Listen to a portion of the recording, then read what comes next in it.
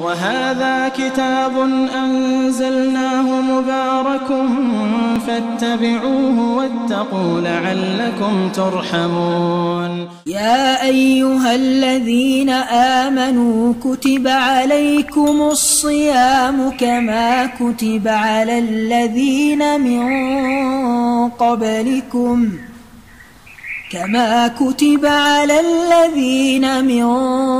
قبلكم لعلكم تتقون. أياما معدودات،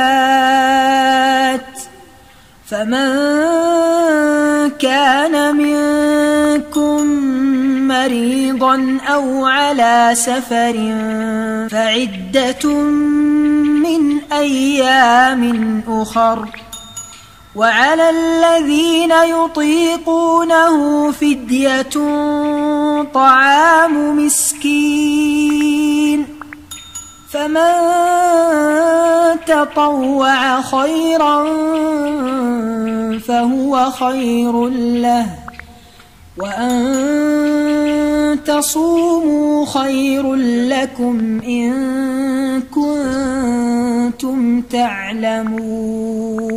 ونسعد قلب محزون